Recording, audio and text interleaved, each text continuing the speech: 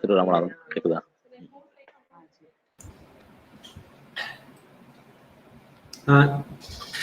Cine connect ஆயிடுச்சு. Okay, ஒரு 5 minutes start பண்ணிடலாம். ஓகேங்களா? Okay okay okay okay, thank you thank you.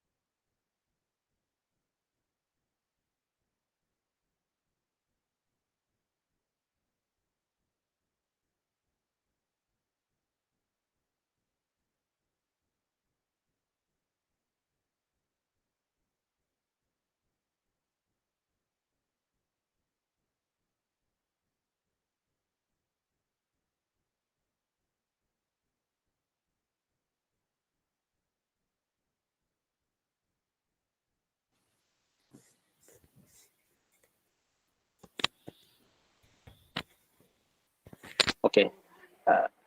Good morning to one and all present here. Let us start with prayer song.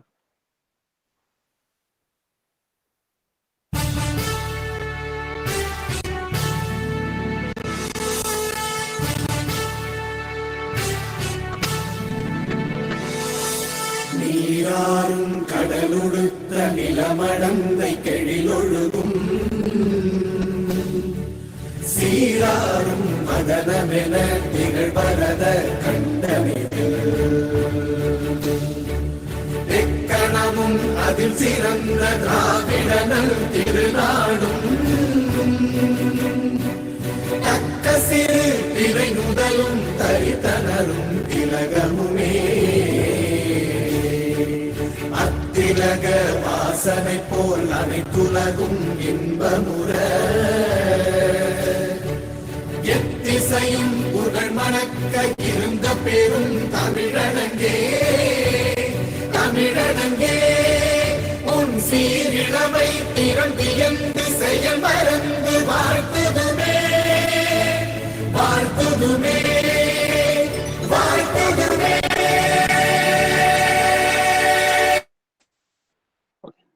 On behalf of the management of Ramco Institute of Technology, Rajabalayam, and the Department of Physics of RIT, we cordially invite our speaker, as well as my guide, Dr. A. Chandra Bose, MSc MPhil PhD, Professor, Department of Physics, National Institute of Technology, Tiruchirappalli, to this session.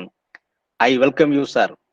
I also welcome all our participants to this webinar on nanomaterials for energy and environmental application. Now I request Dr. T. Vikneshwari, Assistant Professor and Head in charge of our Department of Physics, to introduce our Chief Guest, Dr. A. Chandra Bose. It's my immense pleasure to introduce Dr. A. Chandra Bose, sir. He got awarded his PhD from Madras University in 2002. He has more than 18 years of teaching and research experience. He has worked as postdoctoral fellow in AIST and NIMS in Japan for 4 years. His current research includes microplasma and surface science, nanomaterials, metal oxides, photocatalysis, luminescent materials, supercapacitors, LEDs, bioimaging, impedance spectroscopy, and electron spectroscopy. He has authored more than 150 international research articles in international reputed journals. He has also reviewed many papers in his research field. He has received research grants from different funding agencies such as DST Nano Mission and NRB DNRD worth of 6 crores. He has guided 9 PhD scholars so far. Currently, 8 scholars are pursuing PhD under his guidance. He has nearly 5,500 Google Scholar citations. Thank you, sir, for your valuable presence as an invited speaker. Now I invite Dr. A. Chandra Bose, sir, to present his invited talk. Once again, I request all the participants to mute your audio and video for the smooth conduct of the webinar.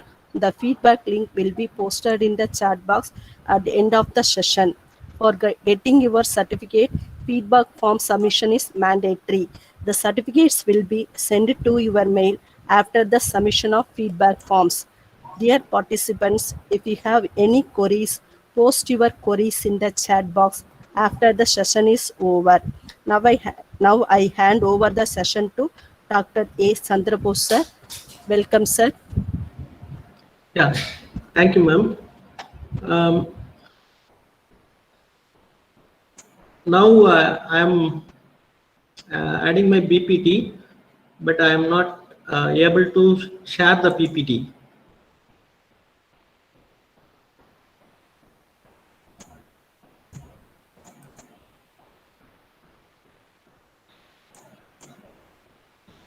இதை மெயிலுக்கு அனுப்பிட்டுறீங்கன்னா நாங்கள் share பண்ணிடலாம், கூட share பண்ணிக்கலாம். இதில் பண்ண முடியாதா சினே? Can you share the mail பண்ண முடியுமா? பிபிடி பண்ணி நான் பண்ணி. ஓகே, நான் பண்ணுறேன். பட் இதெல்லாம் இருக்குதே வீடியோ. சரி, ஓகே, ரைட், ஓகே ஓகே. இல்லை இதில் இல்லை, இது எனக்கும் பண்ணலாம்ல, ஒன்லி போஸ்ட் தான் பண்ண முடியுமா? இல்லை, நீங்கள் பண்ணலாம். ஷேர்னு போட்டா என்டையர் ஸ்கிரீன் வருது, விண்டோ வருது, டேப் வருது. விண்டோ போட்டா என்டையர் ஸ்கிரீன் கொடுங்க. என்டையர் ஸ்கிரீன் கொடுங்க. என்டையர் ஸ்கிரீனா?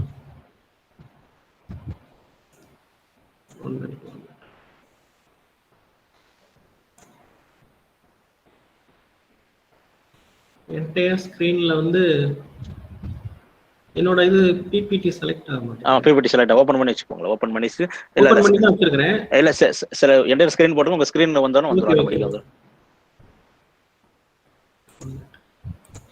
பிபிடி ஓபன் பண்ணுங்க, உங்களுக்கு வியூ ஆயிரும்.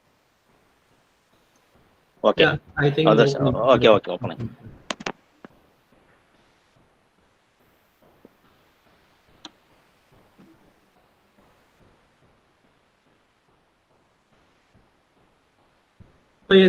தெரியுதா? Very visible. பிபிடி கிளிக் பண்ணுங்க. உங்க பிபிடி கிளிக் பண்ணுங்க. உங்க PPT. Okay, visible. Okay. Okay. Full ஸ்கிரீனோட வச்சுக்கோங்க. Okay.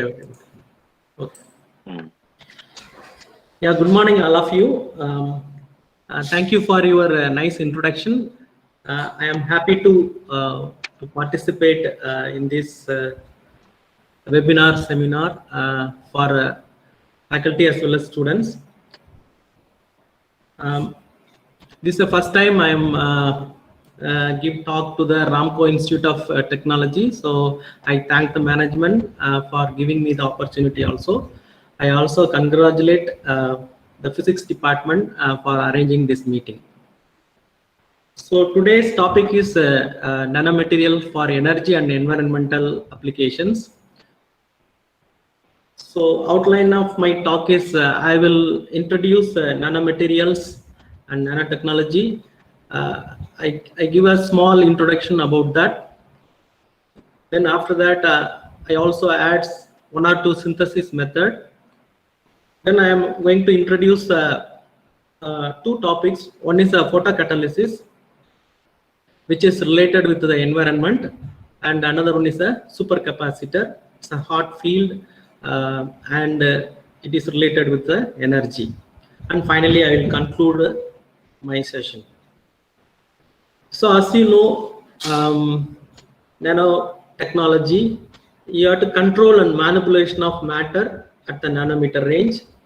If you are studying your things in a small size in nanometer range, you are getting some output or some science out of them, we call it as a nanoscience. And if you are making some technology out of them, then we call it as a nanotechnology. But we had things, everything in nature.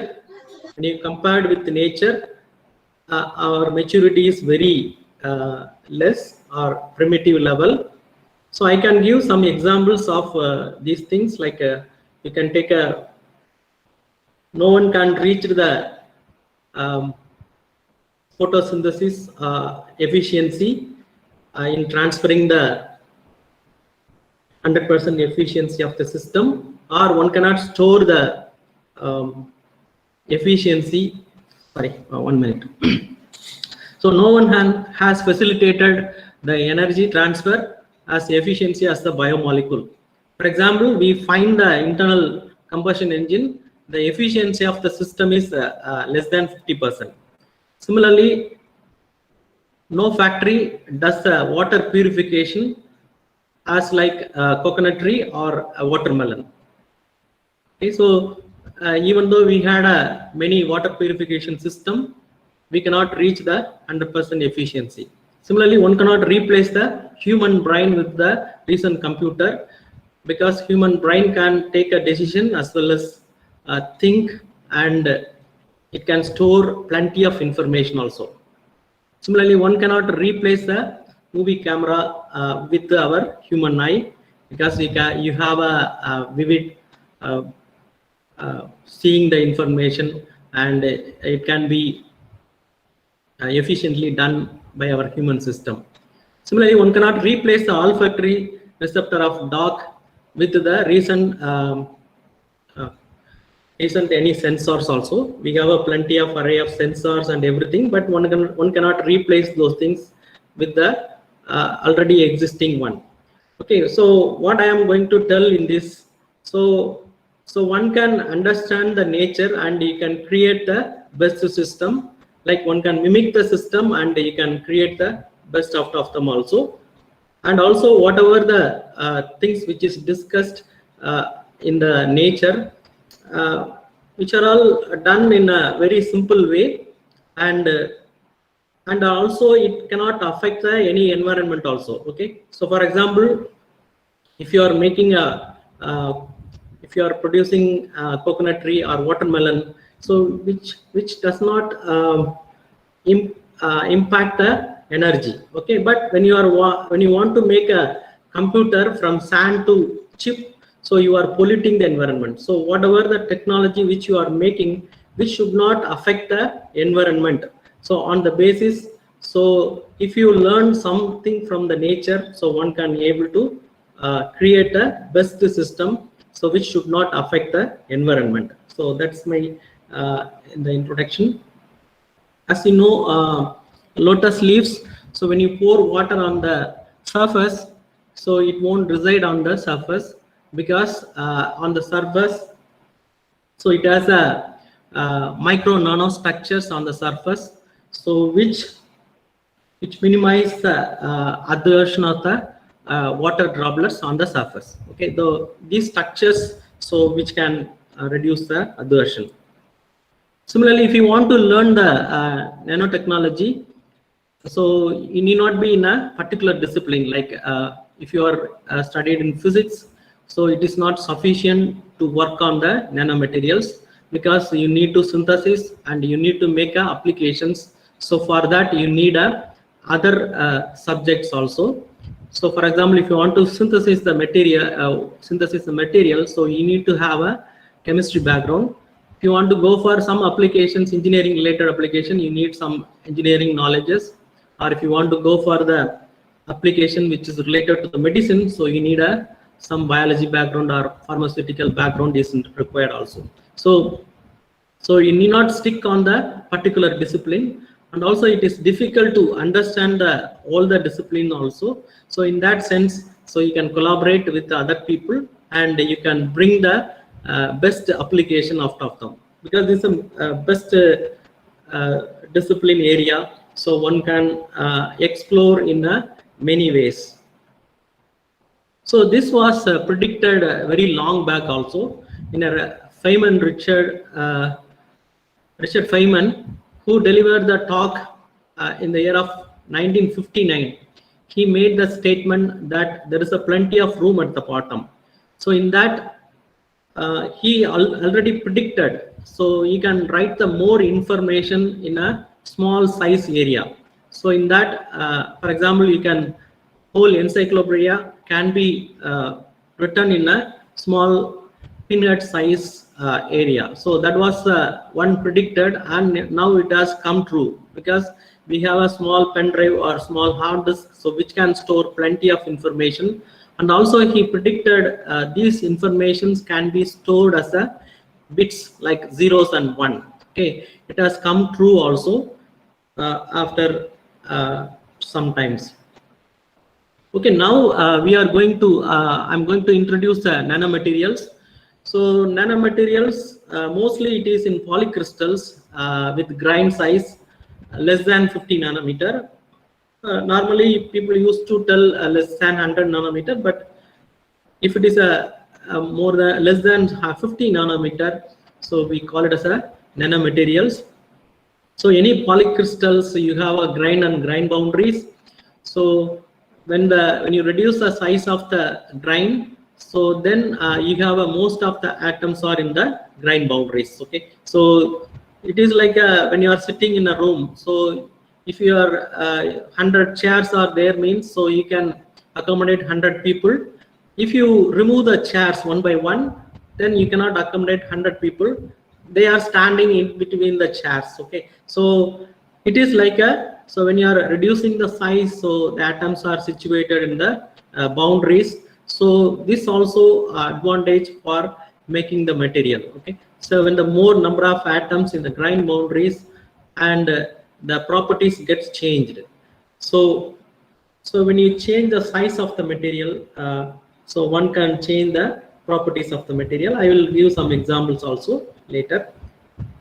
So you can see the figure in the left, so which can show the size of the particle versus number of atom in the grain boundaries.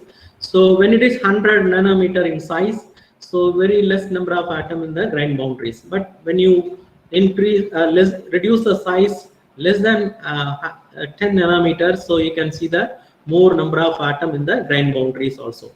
So as I told you, you have a grain and grain boundaries. So this is a high resolution electron microscope of nanophase palladium particle. So here you can see whatever you are seeing is the lattice. So whatever which is oriented in a particular direction, that we grouped as a grain, one grain. Okay, one grain, you have a many number of lattice inside. And you can see the some of the another grain you can see, but some of the particles are arranged in between the other grains. Okay, that one we call the grain boundaries. So if you want to see the grain and grain boundaries of nanomaterials, you need a high resolution transmission electron microscope. So how to imagine these things? Okay, for example, you have a cube of 1 centimeter. So if you want to see the how many number of surface atom on the one, okay, surface side, outside how many number of atoms outside, which is very less, okay, in the form of 1 centimeter cube. But when you cut this cube into smaller and smaller, okay, for example, if you make it in a small cube of 100 nanometers, so which can give the outside number of atom is 1.5%. Even when you reduce the cube in the smaller size of 3 nanometer, so 42% of the atom are outside. So when the more number of atoms are outside, so which can be like a active, or which can interact with the other things very easily also. Okay, when it is in core, it is difficult to interact, but when it is in the outside surface, so it can do it in a very easy way, so that you can have a more interactions. So why these materials are completely different from the bulk material or coarse grain material? So bulk means it's a micron size material. Okay, so because it has a large fractions of atom on the surface, and also since you have a large number of atom in the surface energy get increased, and also sometimes you can confine the material in a particular form, like 0-dimensional or 1-dimensional or 2-dimensional, like you can make in the form of rods or very small size quantum particle, or you can make a layer surface, layer materials, or you can make a 3-dimensional material. So you are confining electron in a particular form, so the entire property also get changed. So whenever you change the size of the nanomaterial, okay, so you can have the different properties, like thermal properties like melting temperature changes, and mechanical properties, capillary force or adhesion, or optical properties like absorption or scattering, or electrical properties, tunneling current, or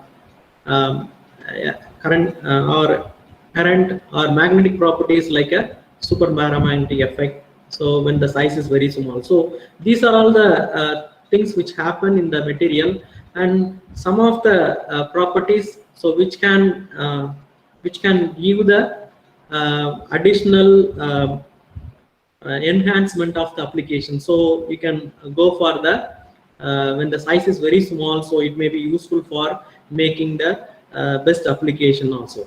Same material, okay. So but you can have a better property, okay.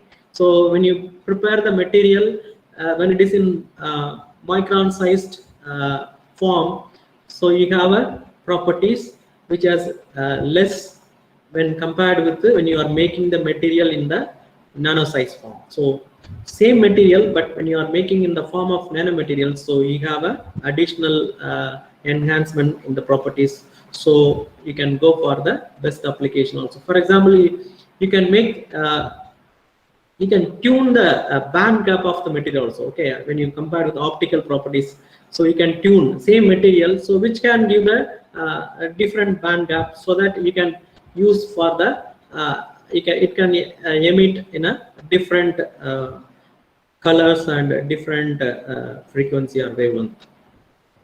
So you can what is the information is, so you can tailor the information also, okay. Tailor the properties of the material. Sorry. Then I can give one example. So melting temperature. So when the size is nano size, small size, so surface energy is increases, the melting point also decreases, okay. For example, cadmium cylinder, when it is at 1678 Kelvin, so the melting temperature bulk form, so it has a 1678. But when it is in a smaller size, like when you reduce the cadmium cylinder into 3 nanometer size particle, then so the melting at 700 Kelvin, because so you are making more number of atom on the surface, so so melting gets very easy, so it can interact with very easily, and they can get melted also, okay. So what is the difference between micro and nanomaterials? Okay, this is a scanning electron microscope image. First two images, if you see, one is a microcrystalline, that is a bulk material. So another one is a nanocrystals. Okay, so when the bulk material, so you can see the grains and boundaries, you can able to see. But when it is a material is a nano form, so it is like a dot, because this is 1000 times smaller than the bulk material. So if you want to see the nanocrystalline information, so you can go for the high resolution electron microscope. So if you do the high resolution electron microscope, so you can see the grain and grain boundaries of the material also. Okay, so how to prepare this material? So there are two approaches. One is a top-down approach, and another one is a bottom-up approach. You might be knowing that. So from bulk to nano, so you call it as a top-down, and from building from atom by atom, so when it is nano size, then we call it as a bottom-up approach. So these are the broad classification, but there are different methods which is coming under the top-down as well as bottom-up also. So you can have plenty of methods for preparation of nanomaterials, like simple chemical methods, and there are other methods also available, like whatever the material you wanted to make, either you can make a chemical form, or whatever the form you want, accordingly you can choose the material. For example, you want to make a thin film, so you have to choose a particular form of preparation. If you want to make a powders, so you can make some form of the material, and also depending upon the material. Okay, for example, if you want to oxide form, so you can go for the chemical methods. If you want to have a metallic form, so you can go for some other methods also. So you have plenty of methods. I have listed very few, and you have more than 50-60 methods are available. So depending upon your environment, so one can adapt any one of the methods for preparing nanomaterials. So I can give some simple and one costlier method, so that you can understand very easily. This is a co-precipitation technique. So you can easily prepare if you have a conical flask and condenser and heater, so you can make the nanomaterials. So this whatever you want to make oxides particularly, so you can use this co-precipitation technique.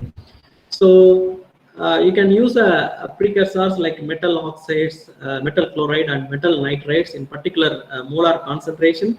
Then you have to hydrolysis for several hours, and after that this after hydrolysis this solution become milky form, and if you add and also if you measure the pH of the system, it is in acidic in form, and if you add some base like ammonia, then this will form a precipitation. Then you can wash and dry, so you can get the powder. Okay, very simple one. So but you can prepare the nanomaterial, even you can prepare the 5 nanometer nanomaterial from the this method also. So here any method of preparation, so you have to optimize some of the parameters like a hydrolysis hours. If you control the hydrolysis hours, so one can change the different size of the nanomaterial also. This is a very simple method. So another method is a ultra high vacuum chamber is there. So in this, if you want to prepare any pure metal particles, so one can adopt this method. Because ultra high vacuum is more than 10 power minus 8 torr. Our atmospheric pressure is 760 torr, so we can reduce the completely reduce the pressure, and one can reach the 10 power minus 8, above 10 power minus 8 torr. So if you prepare in this atmosphere, so one can get the pure metallic powder out of them. For example, here you have two types of chamber is available. So the top one, okay, whatever I'm showing as a cursor is a chamber. You can prepare the material, and after preparation, so you can make a pellet form, and you can bring it down, and there you can have a compaction unit is there. So you can make a pellet, and you can bring the sample. Everything you can make it in the vacuum environment itself. Okay, while preparation we can add some inert gas inside, and if you open this chamber, you can see the things in the right side figure. There you have a boat that can be used like a evaporation source, and other things are what you are seeing is a some port for evacuating the things, and one more thing is the cold finger which is nearby. One is called you can wrap the powder out of them also.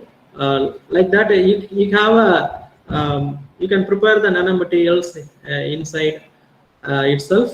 Then after that, you can make the thing also. So if you want to prepare the powder, so you can put the powder inside, or any powder or any other forms also you can put it inside. Then close the chamber, evacuate for higher ultra high vacuum level. Then after that, you purge some inert gas inside.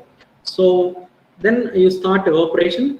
So this evaporation is mainly a resistive Joule heating method. So if you give the current, so the boat gets heated, then the evaporated particle goes and deposited on the cold finger. Since the cold finger you can kept at liquid nitrogen temperature, so there is a temperature difference between source and the cold finger, so automatically these particle go and condense on the cold finger. So if you want here, if you want to control the particle size, so you can have a control the evaporation rate, as well as you can whatever the gas inside, if you pressure of the inert gas inside, if you control, so one can control the size of the particle also. Okay, so after deposition, so you can scrap the material, and you can put it inside the put it through the funnel near the one, and this can be again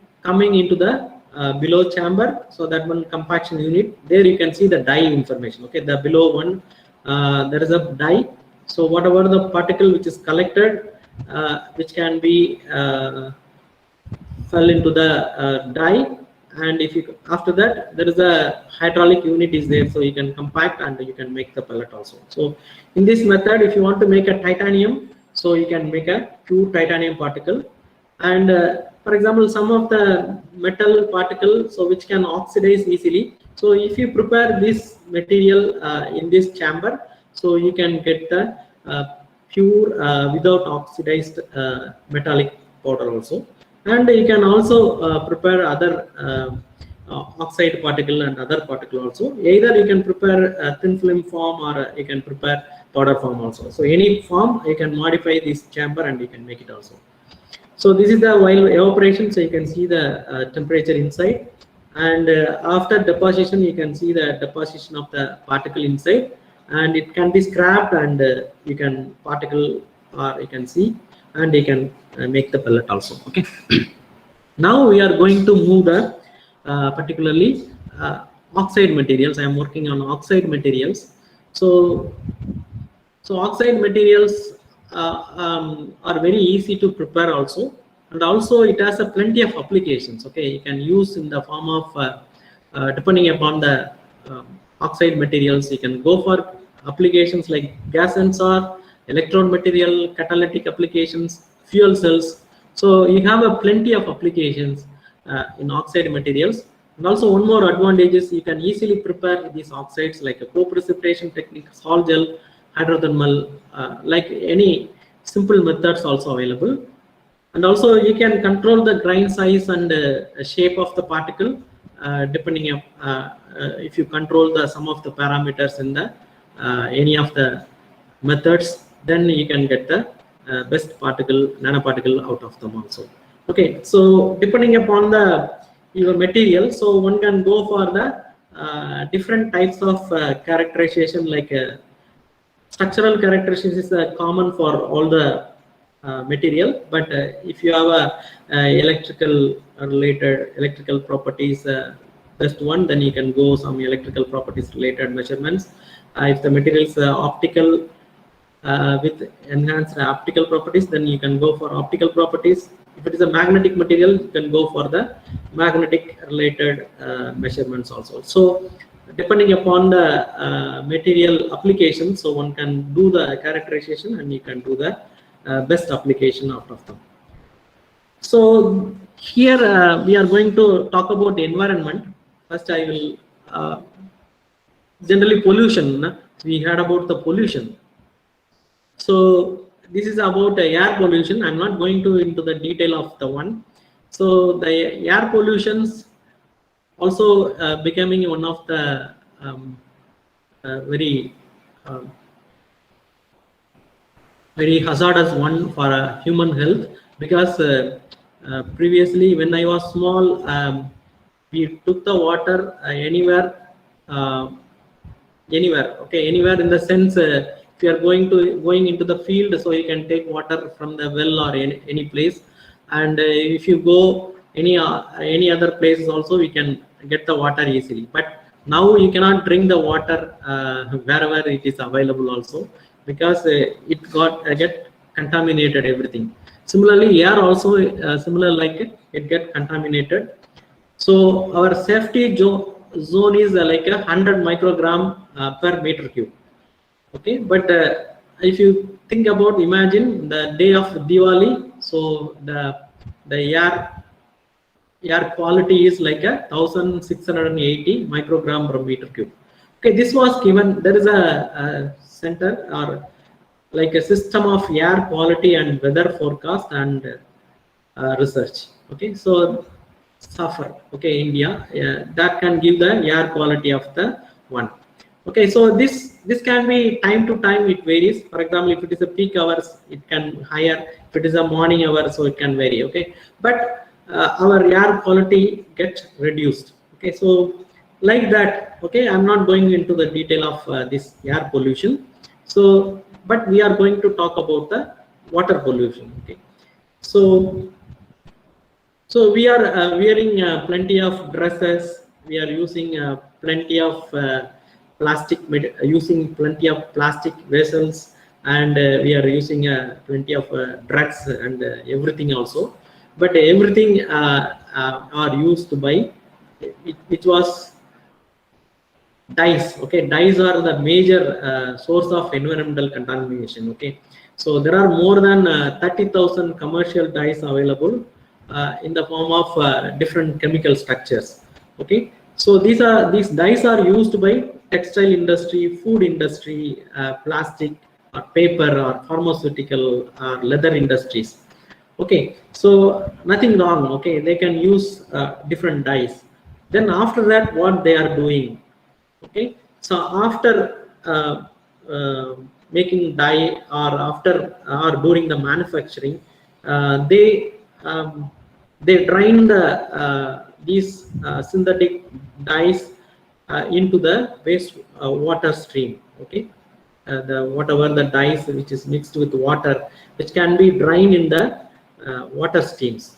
Okay, so once it comes to the water stream, like a river or pond or and the land, okay, everything gets polluted. Okay, so if you see the water quality, okay, sometimes you might have seen in the TV also, like near Tirupur and Erode area. So people, whatever people getting water in the form of a similar one.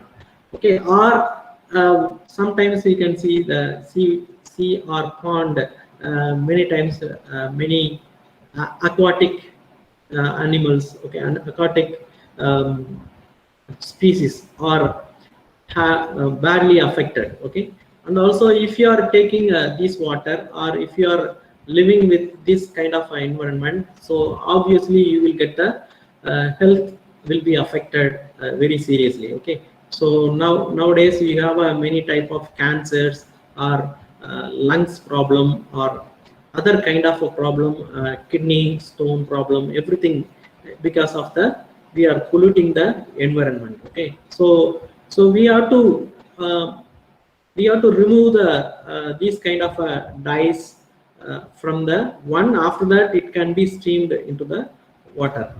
Okay, streamline into the water.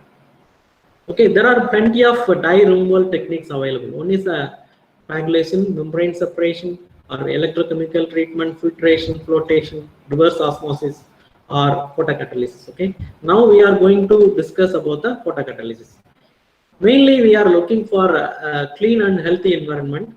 So in that, so photocatalysis is one of the best method. You can remove the dyes from the water. Okay, so the photocatalysis, the main photocatalytic material is a semiconductor particle, because it can be easily prepared and also low cost, and it has a high efficiency also. So most of the people they are going towards the semiconductor particle, and this is how this photocatalysis comes means because of this photoelectrolysis. Okay, discovery of water photoelectrolysis on the TiO2 electrode material. This was done by Fujitsu and Honda in 1971. So after that, this field is getting interest, and in this one, people split the water into hydrogen and oxygen using the photoelectrochemical cell. Okay, that is the base for the photocatalysis. Anything you know about any catalysis? Catalyst means so it can accelerate any reaction. Okay, here photocatalyst means so the using the light, so one can accelerate the with the help of photocatalytic material, so one can increase the reactions.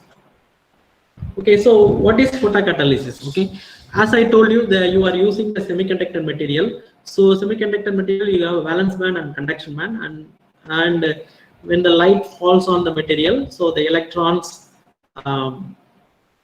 goes to the valence band to conduction band, leaving the holes. Okay, these electron and holes are source for the photocatalytic reaction, because these electron goes are holes, so which can make a oxidation and reduction reactions. Okay, so that's why this reaction we call as a photo-induced redox reactions. Okay, so how to choose the material? Okay, that is the basis for the photocatalysis. So when light falls on the material, either it may be UV light or visible light, so this can generate the electron and holes. These electron and holes which make a reaction like a oxidation and reduction.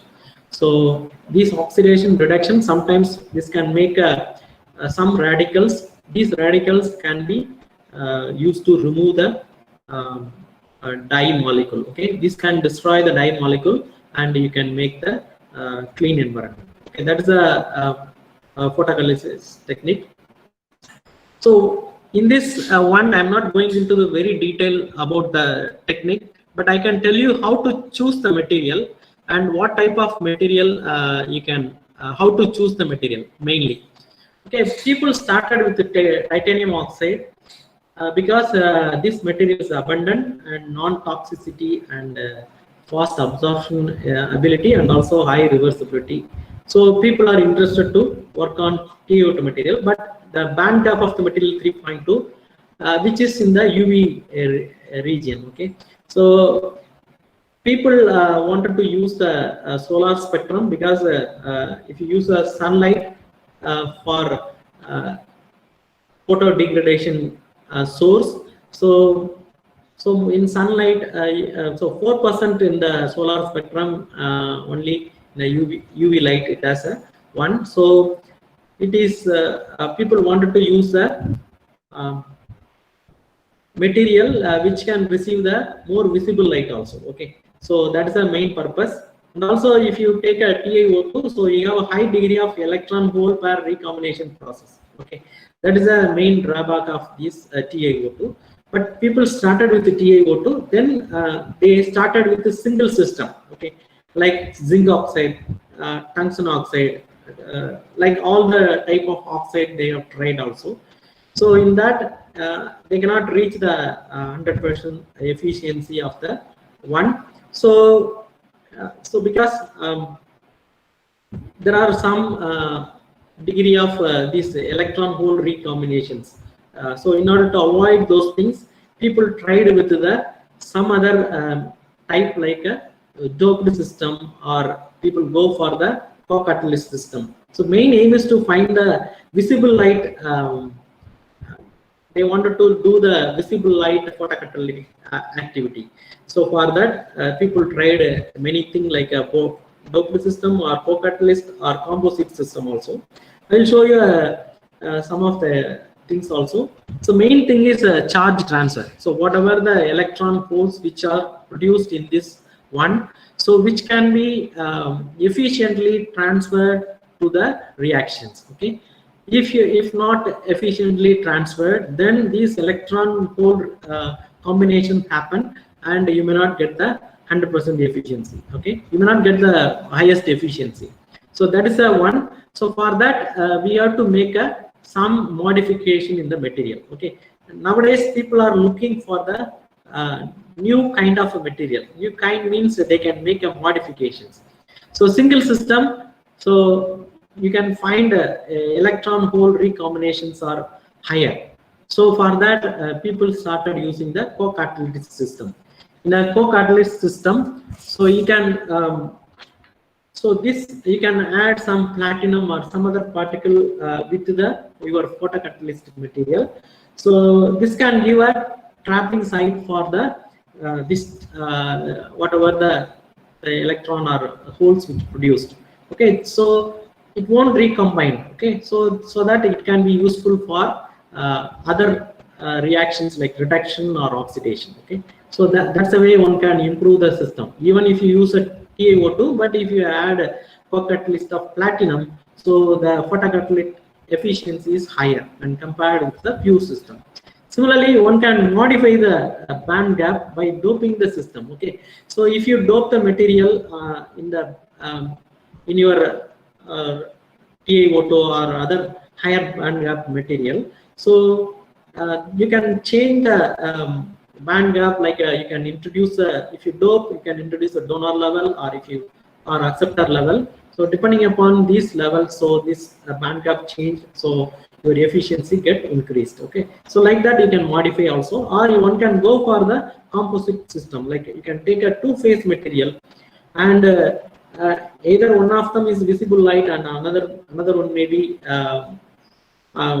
maybe insulator, but that can be useful for making the charge transfer. Okay, so between these composite, so some charges can be efficiently transferred to the one system into another, so that the electron hole recombinations are avoided. Okay, so this is a way of designing the material. Okay, so I will give some example. Whatever I told, the charge transfer mechanism is very important.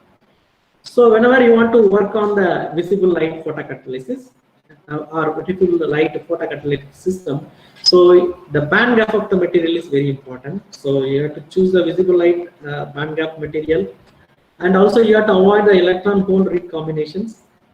But the electron hole recombination is useful for in light, but here it is not useful. Similarly, under the material, whatever the catalytic material what you are using, it should be stable under irradiation, as well as you can enhance the surface also. Okay, so when the surface is in a not a normal way, like a porous surface, or you can make a surface area higher, then you can have the efficiencies more. As I told you, when the surface area is more, so the more possibility to react into the system. Similarly, you have to find the efficient charge transport also in this. Okay, that's the way one can design the material. So whenever you want to work on the material, okay, so we chosen the silver phosphate, okay, Ag3PO4. There the band gap of the material is 2.5 electron volt. Okay, so it is also in visible region, but this material is useful for photocatalytic degradation or photocatalytic oxygen evolution and other like antibacterial activity. So like that, there are many applications also. So the paper which was published. Okay, so how to choose the one also, because you have many number of faculties are there. How to choose the topic? Okay, that's the angle I am going to give. So some paper which was published in 2002, so related materials letters about this material.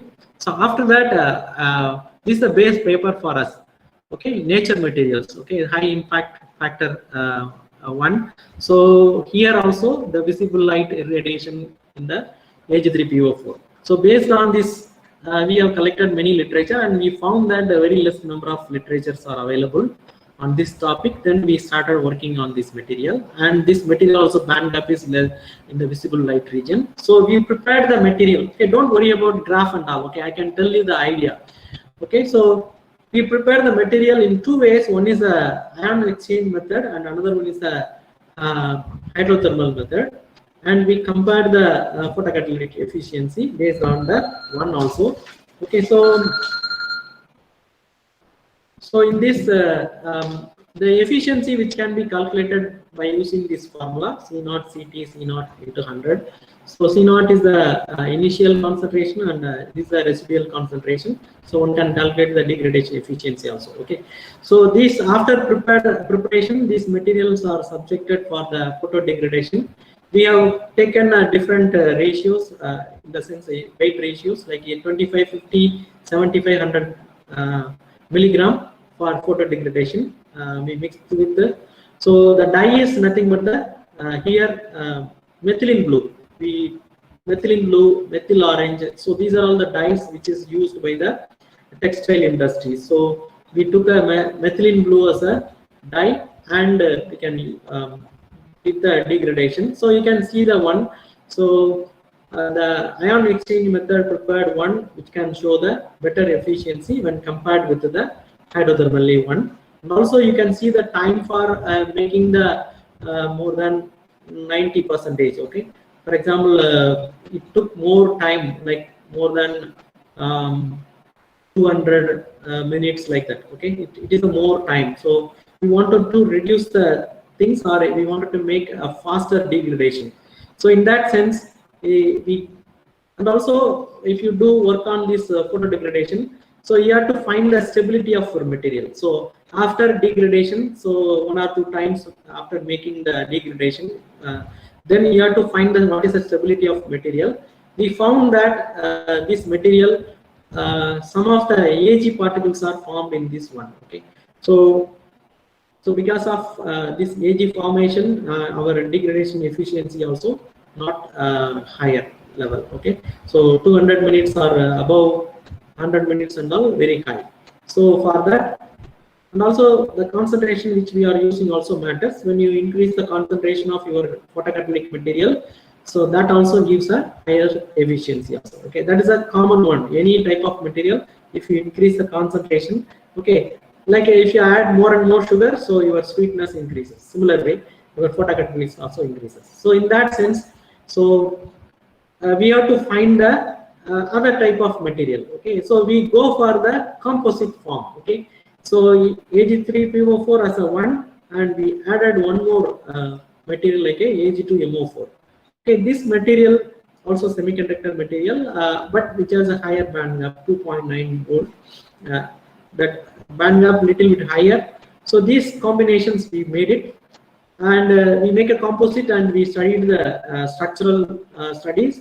And when you increase the concentration of like 5, 10, 15 of Ag2MO4, so there you can, when you increase the concentration of this Ag2MO4, you can find the Ag2MO4 related peaks which is dominating. So whatever the one in a diamond form, so which are all related with the Ag2MO4 peak. Okay, so we can find both materials are available, and it is also in pure form. We didn't find any other third phase also in this material. And also we made the scanning electron microscope studies. There you can see the what is the shape and size of the material. You can see in the Ag3PO4, which is in the spherical form, and Ag2MO4, which is in the like a cubic form. Okay, but when you combine these materials, so you can see the both observations. Okay, both spherical as well as cubic particles are found in the material. Okay, so now we can go for the photo degradation with the methylene blue, and also we have taken another rhodamine B as well as methyl orange also in our studies. So we prepared a pure and the composite form. There you can see the degradation in the composite form is very the time is very much reduced. Okay, so within 8 minutes, so you can get the 98% of methylene blue degradation. You can find it for a particular concentration, but when you increase, so we have to optimize the which is the best concentration weight percentage for the one also we have studied, and we found that 10 weight percentage which can give the best result. Then we can using the 10 weight percentage of Ag2MO4, Ag3PO4, we also go for the degradation. Okay, so like rhodamine B as well as methyl orange. So rhodamine B, which can give a very faster degradation and compared with methyl orange. Okay, methyl orange it took longer time. So we have to find, we used 3 types of dyes. So why these there are changes in the degradation rate? So for that, so we studied the electrostatic interaction between the dyes and catalyst. Okay, these some of the dyes we call as a cationic dyes, that is means positive surface charges on the one. Similarly, anionic dyes which has a negative surface charges on the one. Okay, so this rhodamine B as well as methylene blue are the, I think is a positive cationic dyes, and this methyl orange is the anionic dye. So this and also our material, so is also a when you measure the zeta potential, so which can give the negative charges on the surface. Okay, so our material is in negative, so whatever the dye which you are using, when it is in cationic dye, so which can be attracted very easily, and the degradation rate also very faster. Similarly, when you use the anionic dye, so there is a repulsion, so the time also get increased. Okay, so these are some of the things while choosing the material as well as while choosing the these dyes. So you can carefully play with these things also, and also you can find what is the source for degradation. Okay, whether it is holes or O2 radicals or OH radicals. So you have to find. Okay, so degradations happen, but which is the more pronounced one for these kind of one, like whether it is a O2 radicals or OH radicals or holes, which is the responsible for degradation. For that, there is a test called radical test. Okay, So for example, if you add like when you add the 1 millimole of sodium EDTA, okay, sodium EDTA is nothing but the disodium ethylene diamine tetraacetate. Okay, maybe chemistry people know better. Okay, so this, if you add this one, if holes are suppressed, okay, that means this can capture the holes. When there is a formation of holes in the system, then this can be captured by this radical. Okay, so like that you can find if you want to find the O2 radicals, so you can use benzoquinone. If you want to use the OH radicals, then this can be find by the butanol. Okay, these are all the radical test sources you can use, and you can find the one.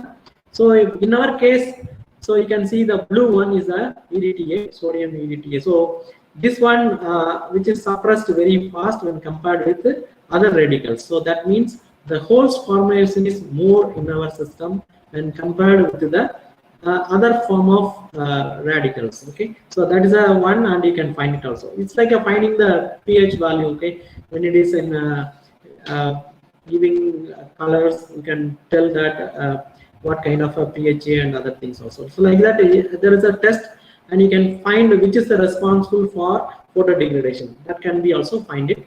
And also stability also, as I told you, so stability is very important. So after you can use the same the photocatalytic material for different run. So after that you can find the what is the stability of material. Okay, so in our case it won't change. A small degradation, like stability is less when you use this material. Okay, that is also very important when you use when you are working on the photocatalytic material. And also finally you can tell the charge transfer mechanism also. So we can combine these two materials. So depending upon the potential, so one can charge can be transferred from one material to another material also. For example, holes here moving into the Ag2MO4 to Ag3BO4, then it can be force directly oxidize the dyes. Similarly, here also oxygen radicals and radicals formed from the conduction band. Okay, so like that you can explain the charge transfer mechanism based on high efficiently it can be done. You can design the material also. Okay, based on the potential. So how this can be, how effectively both material are involved in the photocatalytic degradation, that can be also find it. So for that if you want to find these potential, okay, like this called banded potential. So if you want to find those things, so you have to use some Millikan negativity theory. So and you can find this potential and you can draw it also. Okay, so you can extend and you can design the material based on the factors which we defined earlier. Okay, next topic is like you can go for the electrochemical storing applications. So energy is the ultimate. Okay, so which control world's breadth and growth. Okay, the demand and consumption increases exponentially day by day also, and also depletion of these fossil fuels, and people looking for the renewable one also. That is the idea for moving into the energy topic. This is also a very hottest topic. So you can find many research publications in this field also. Okay, there are non-renewable and renewable sources available. As you know, non-renewable, nuclear, oil, natural gas, gold. So these are all the non-renewable one. So after some time you may not get it. You cannot find these kind of non-renewable sources. Okay, so we have to go for maybe another 50 years after, you may not find coal or oil from our nature. Okay, so people are started thinking of alternate. That is nothing but the renewable, maybe either in the form of biomass or wind or solar or hydro or tidal. Okay, these are all the possibilities. So people are working on towards these areas also.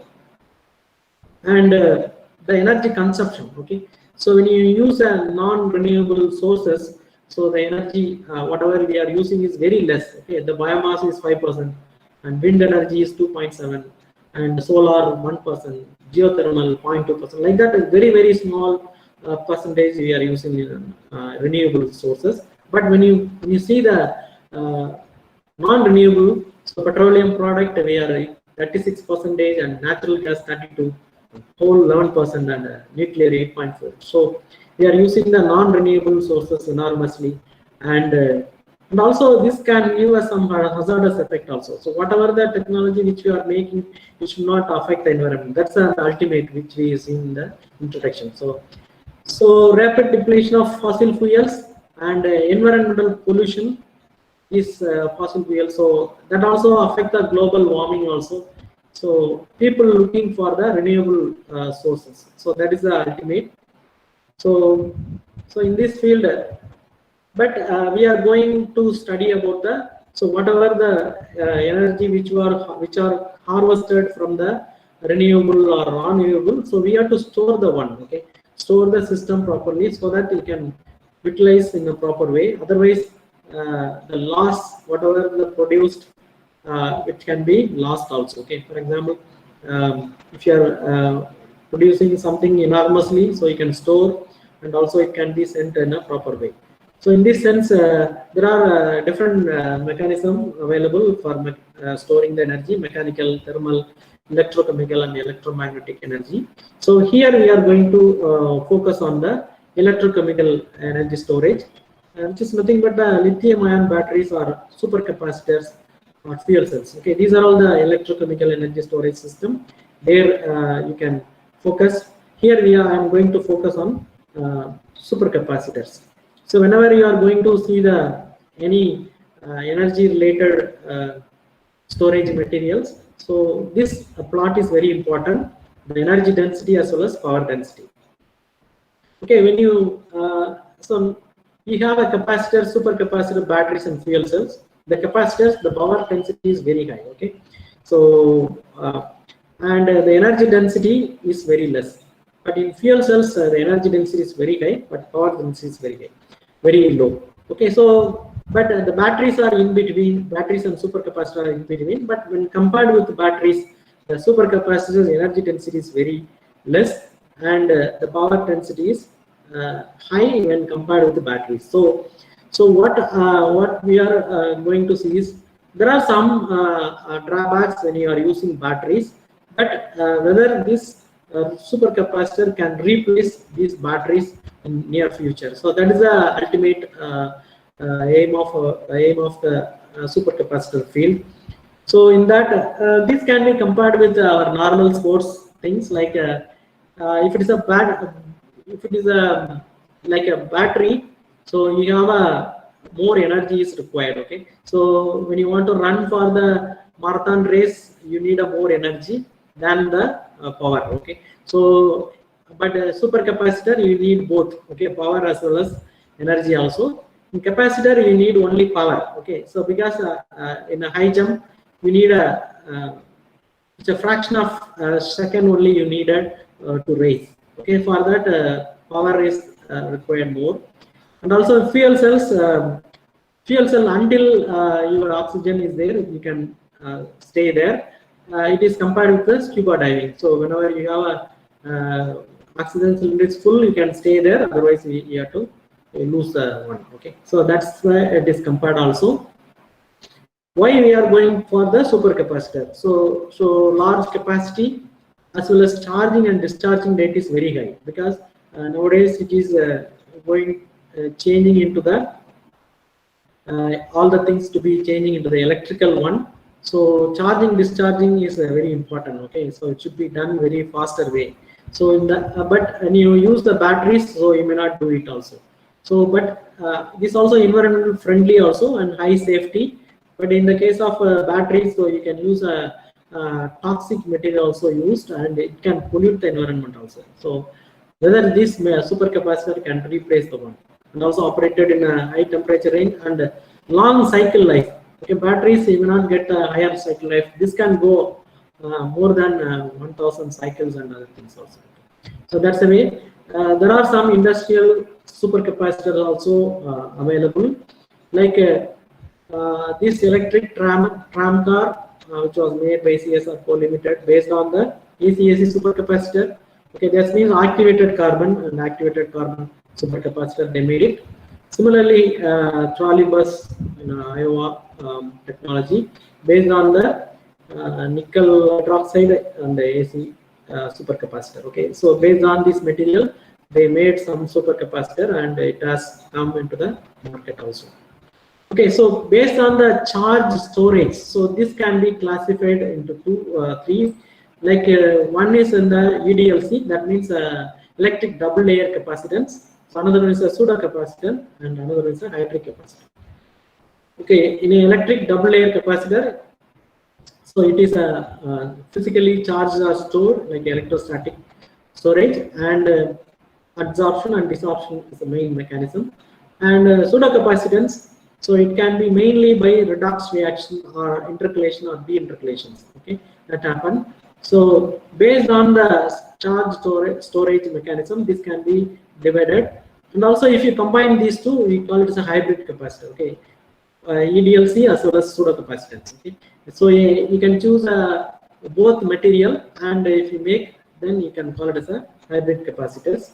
So whenever you want to work on the particular application, okay, you should know what all the things essential important factor. As I told you, similar like environmental, here also there are some of the things are important, like electrodes. So what are you going to work on electrodes materials? People are mostly interested on the developing electrode material, or some of them working on electrolyte. So like that things are needed. Okay, we are concentrating on the electrode material, and this one is a mainly carbon-based metal oxides conducting polymer composite. These are all the electrodes you can use for supercapacitor application. Similarly, you can go for the electrolyte. Okay, so this electrolyte can decide the potential window. Okay, you can decide the range of potential that can be useful for application. Okay, and also what are the electrolyte, like aqueous electrolyte, acetic, alkaline you can use, or non-aqueous organic liquid you can use, or solid state or gel polymer kind of things also you can use. So like that you can change the electrolyte, and you can increase the capacitance of your material, or you can get the higher energy also. So similarly, and also you have to think of increase the surface area.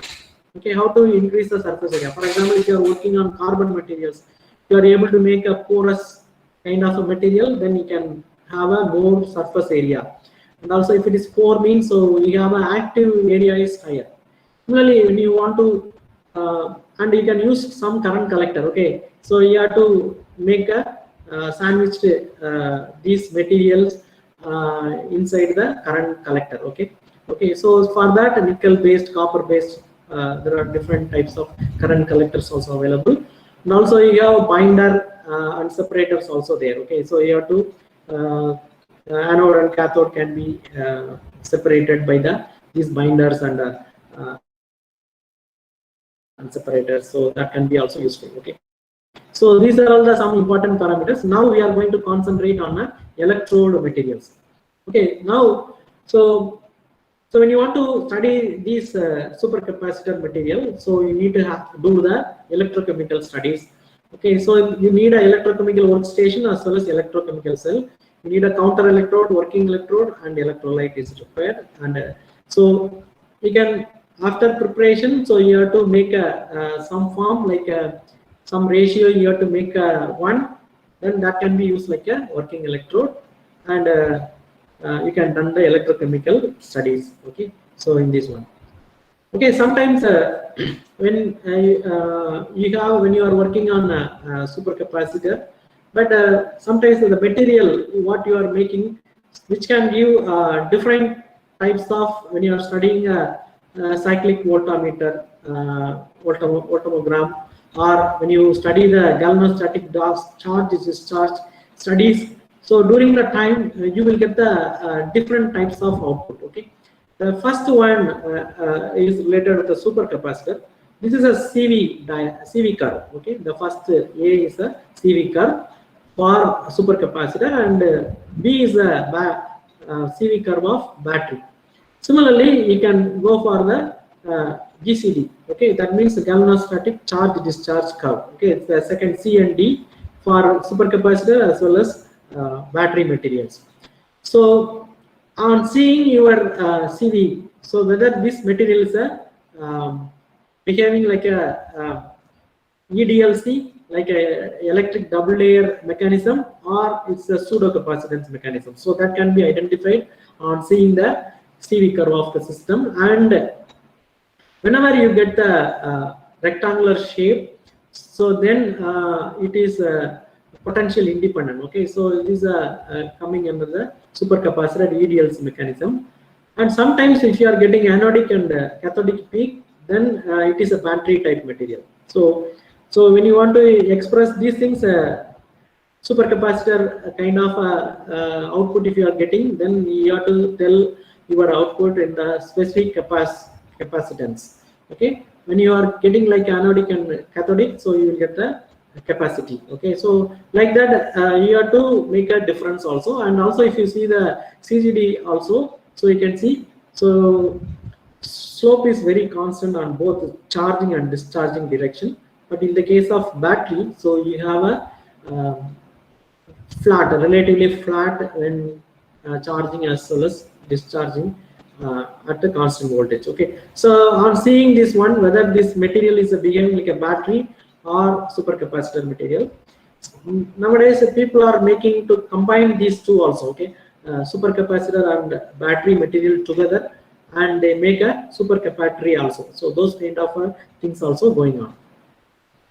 So when you want to increase the capacitance, so you have to make a what are the things you can modify means, so you have to increase the electrical conductivity, or you can increase the pore size or surface area. Okay, particularly when you are taking carbon materials, okay, conductivity is more, pore size also you can create more. Because of this increase in pore size, so one can increase the specific surface area also.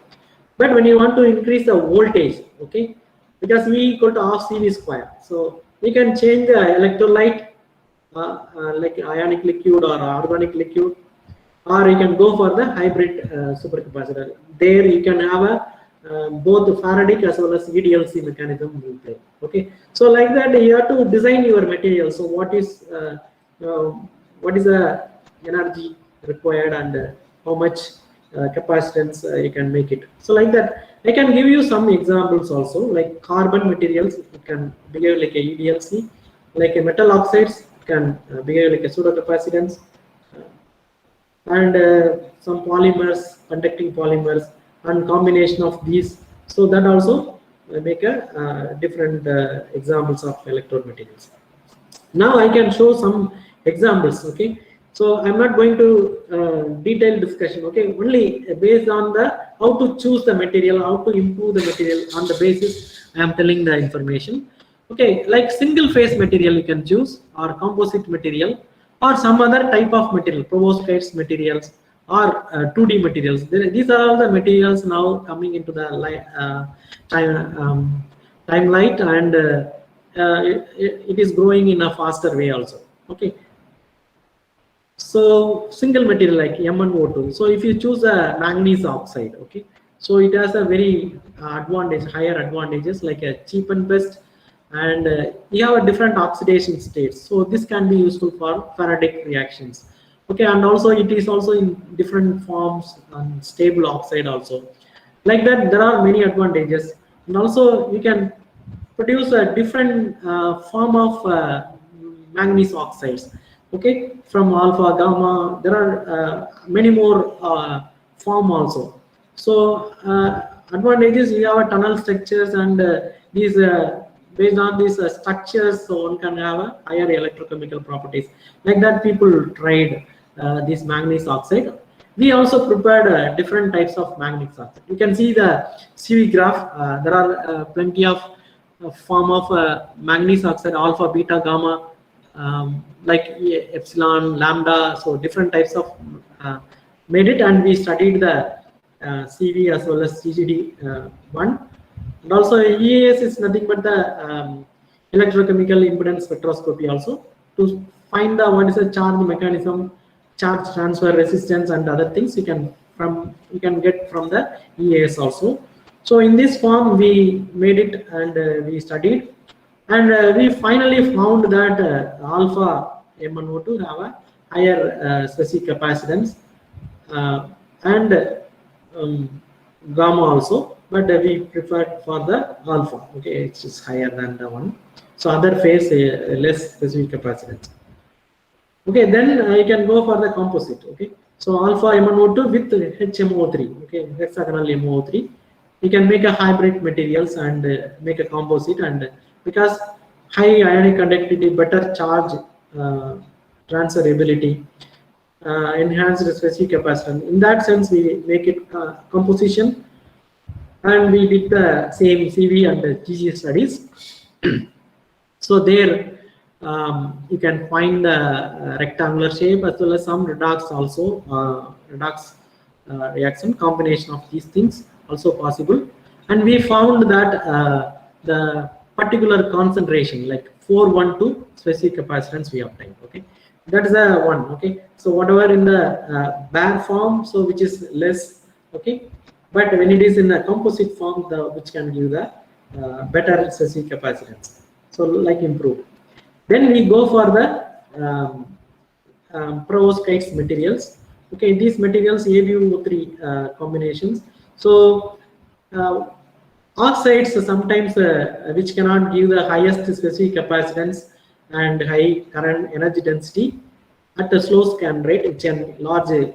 But when you go for higher scan rate, it may be reduced. So what we are thinking on the other type of material, like lanthanum based materials, because this material has an oxygen vacancy, thermal stability and structural stability is high, but some disadvantage like agglomeration. So when you prepare this material, agglomeration will be more and less surface area and porosity. Okay, so if you overcome these disadvantages, you can you can use the material as the best one. Okay, so how to remove these agglomeration, or how to improve the porosity, and how we got the highest efficiency. Okay, so in order to remove the agglomeration, sometimes people used to have a surfactant for removing the agglomeration. Here also we used lemon.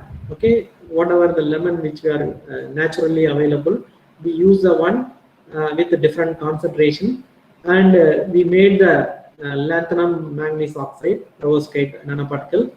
So without lemon juice, it has a more agglomeration, but after adding the lemon juice, we found that these particles are less agglomerated.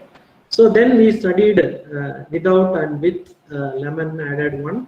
We found that when the less agglomerations, and you can see the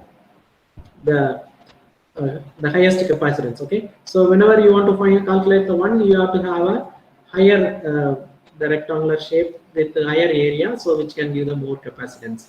So and also we charge and discharge the one, and we lighten the LED also using this one. Okay, so that is the one way. So these are all the studies. We did the different concentration, like 1.5 millijoule milliliter of 1.5, 3 and 4.5 different concentration lemon juice we have taken, and we use for studies, and 3 can give the better results for us, and this one we studied making the symmetric cell, and we design.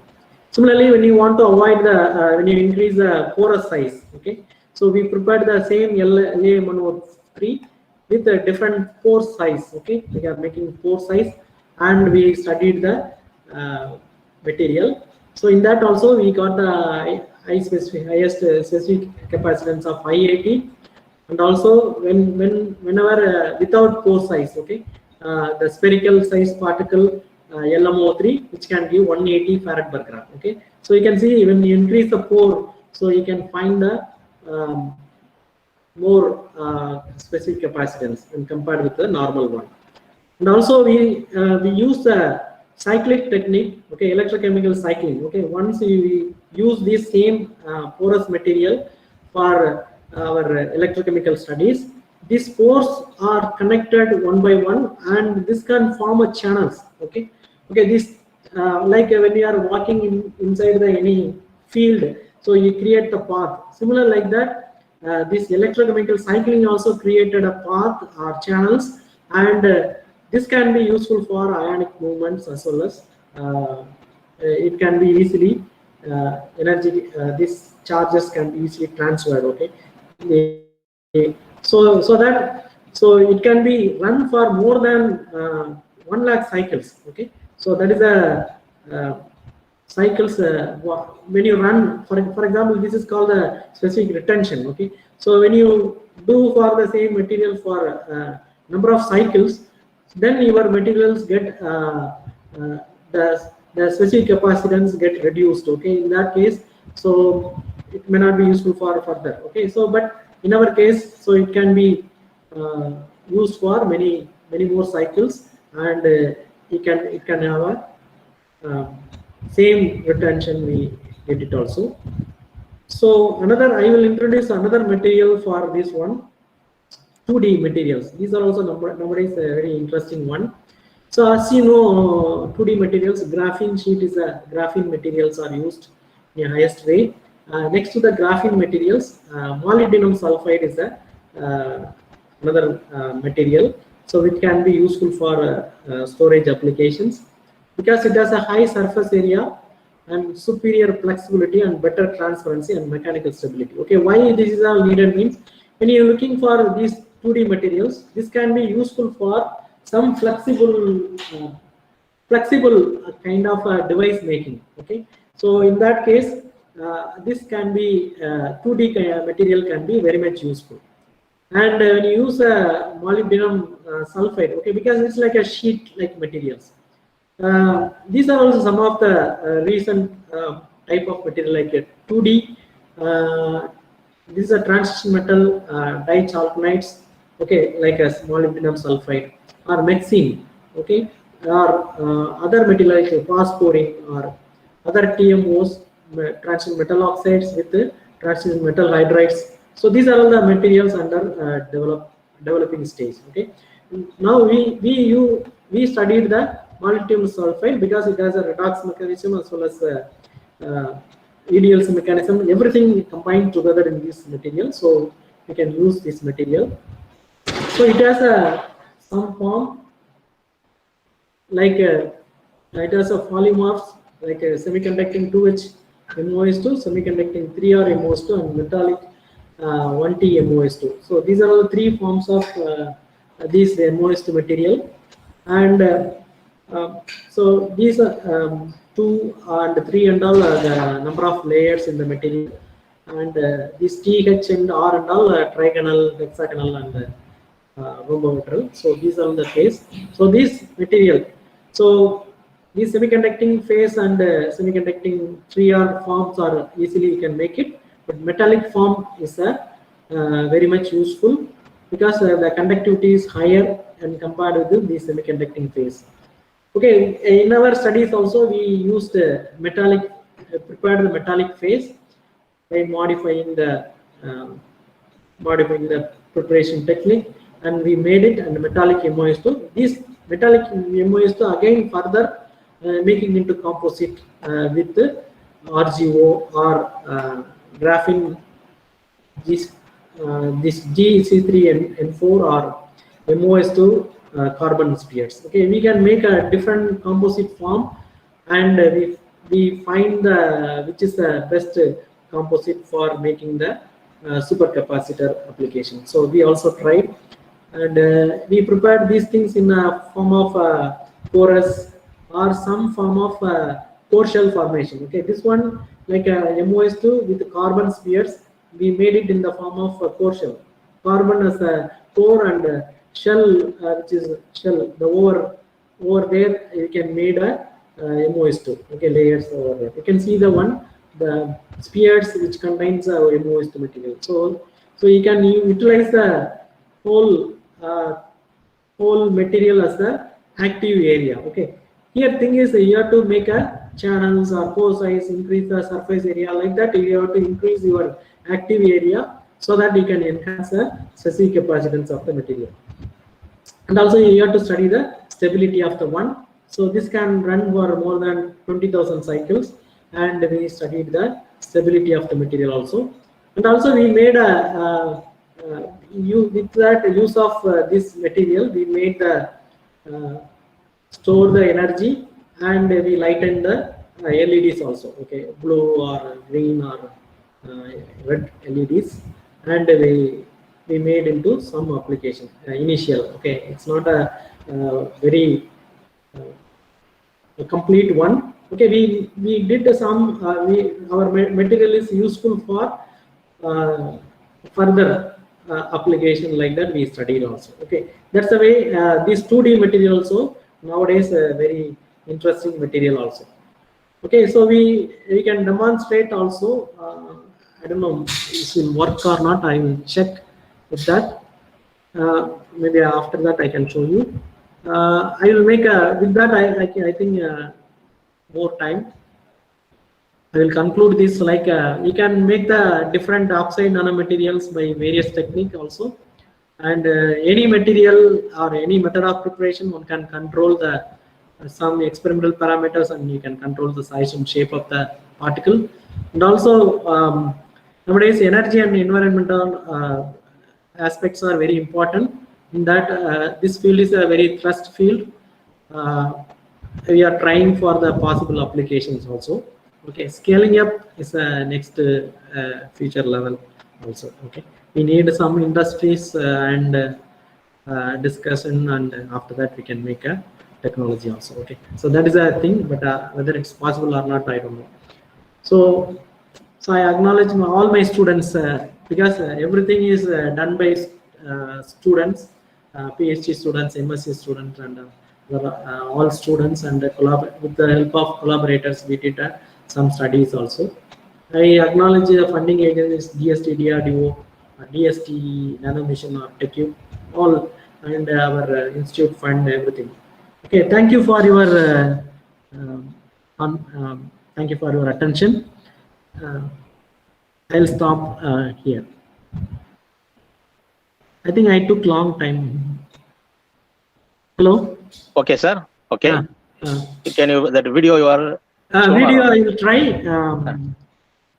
Okay, try. Okay. I will stop sharing this one and I can show the video. Okay. Okay.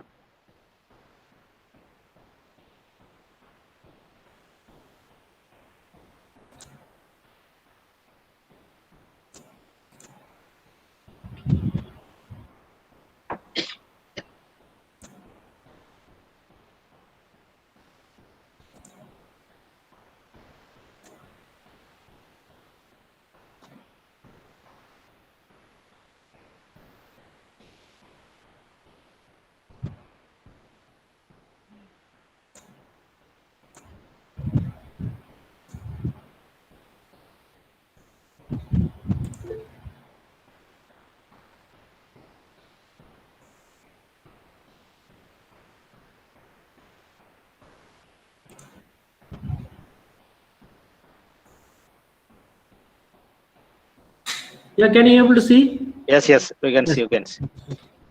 Okay, first this material is get charged. Okay, so the one which is stored here, it is charged by battery.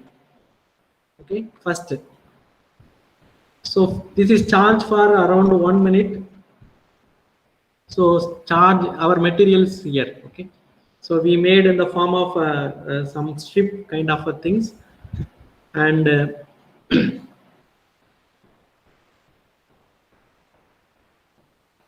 so we need some conducting electrode. As I told you, it is in between conducting electrode. We have a material. Then you have an electrolyte also in between these materials. You have an electrolyte. Okay, this can be sandwiched together. Then this can be charged now.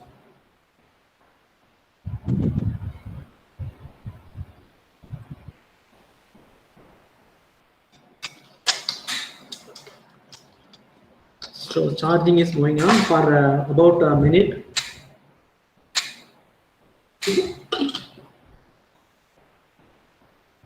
Now this battery is removed. Then this can be given for this LED. Okay. Now LED is glowing for about 30 seconds.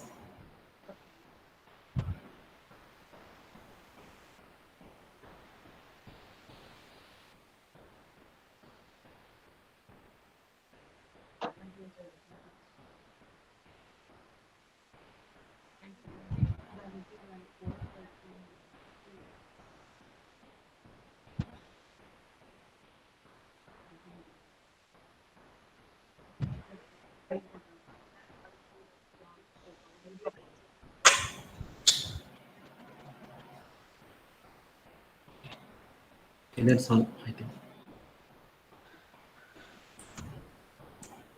Okay. Thank you. Thank you. Okay. Thank you Okay. for listening. Yeah. Okay, for your nice presentation. It was really wonderful. And now I request the participant to ask the question. Participants having any question? Hello, Unmute the sir. mic and ask. Yes. Hello, hi. sir. This is Yes, Jaymurugan yes. from Ramakrishna Missions Vidyalaya College of Arts and Science. Okay. Sir, already sir has taken in the field of photocatalysis analysis. Okay. So, what is the optimized voltage for better application? I mean, band gap energy for the better application, sir. It should be in a visible region. Okay, less than Okay. less than 2.8 something. You can take visible region. So Okay, sir. that may be useful, but not only band gap. Okay, other things Okay. also. Okay, charge transfer also. You should Okay. take care how efficiently the charge. Okay, sir. Hello. Can you hear me, sir? Hello. Yes, yes. Okay, sir. Thank you, sir. Thank you.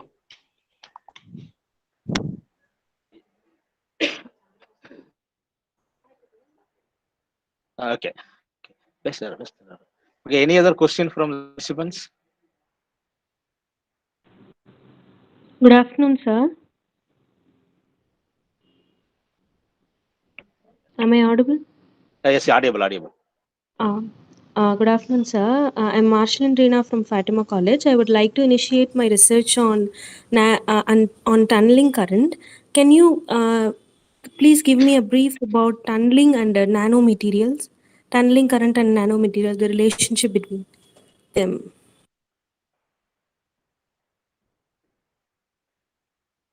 Sir, sir, sir.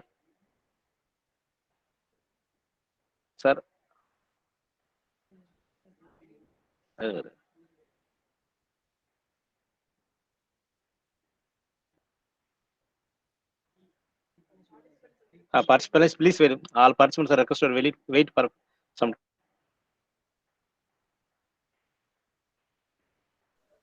Sir, what about sir? Hello, sir. Can you hear me, sir? Yes, yes, sir. Wait a minute, sir. Sir, we have not received any feedback link, sir, till now. Okay, okay. We'll post, sir. We'll shortly post the feedback link, sir. Okay, sir. Thank you.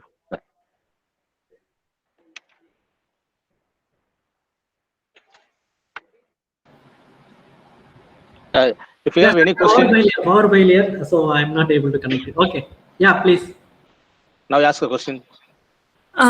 Good afternoon, sir. I'm Marshalin Reena from Fatima College. I'm doing my PG right now, and I would like to initiate my research on tunneling current. And you said a relationship between nanomaterials and tunneling current. Can you give me a brief about that? Yeah, when you are, for example, when you are making device in a smaller size, like your interface. For example, you are making like FET, field effect transistor. There, if you are making a from source to drain, if you are making a smaller size, like one, okay, so then you can transfer in FET. Normally it transfer like like overcoming the that barrier, and it will go. But when you are making in a smaller form, okay, nano form, maybe this may be like a tunneling. Okay, that is possible.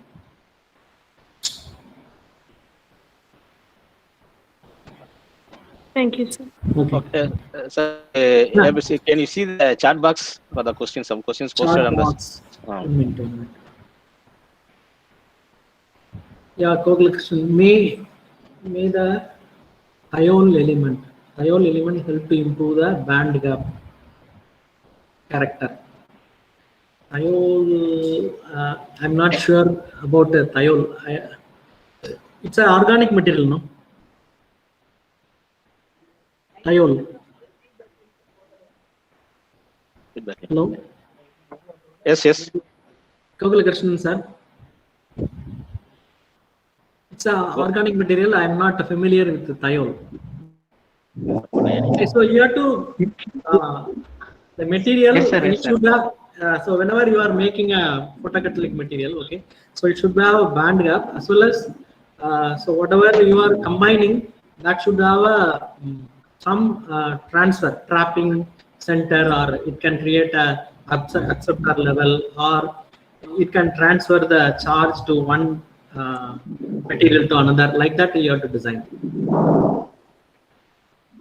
Yes, sir. Yes, sir. Actually, thiol is a bridging element between two substances, sir. Okay. So I'm just asking if the thiol element has inputted in the bridging substance, it would improvise the characteristics of the materials what we have constructed, sir. Okay.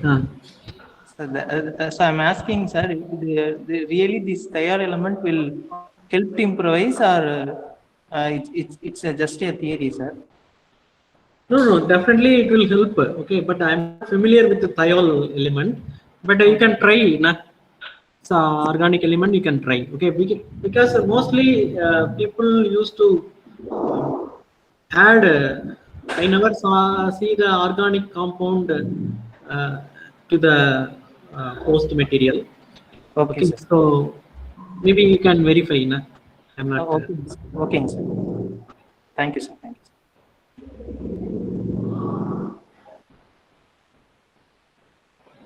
Any other questions from participants?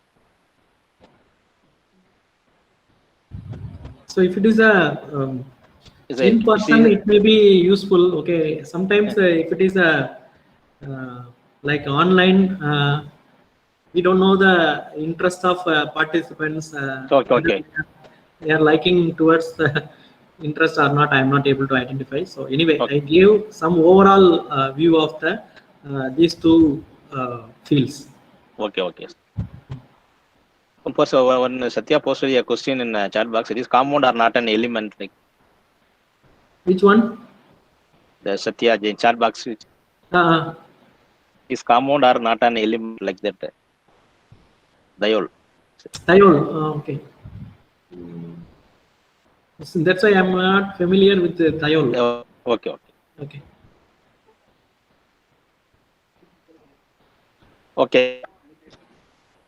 Okay, sir.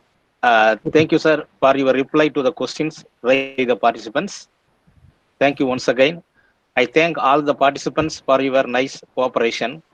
Now I request Dr. K. Jayapapa, Assistant Professor, Department of Physics, to propose the vote of thanks. Good afternoon, one and all present here. It is my privilege to propose the vote of thanks in this great occasion. First, I would like to thank the management principal and vice principal for giving this wonderful opportunity to this webinar. With a grateful heart, I extend my sincere thanks to our person, Dr. A. Chandrabose, Professor, Department of Physics, National Institute of Technology, Trichy, for his valuable and informative speech regarding the materials and its applications. Thank you, sir. I believe that our expert speech should have given an insight on the topic, and all the participants would have benefited from this webinar. Last but not the least, I thank all the participants who actively participated in this webinar and made this webinar a success. Once again, I thank you all.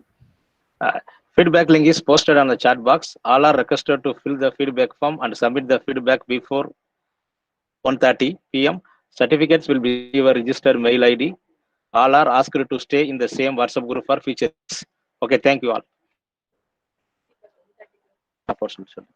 Kindly post your before 1:30 p.m.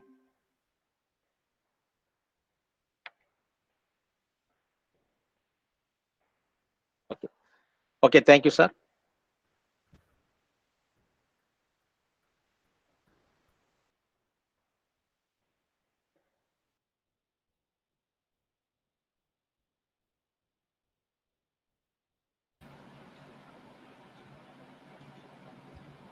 Yeah, again it is disconnected. Sorry.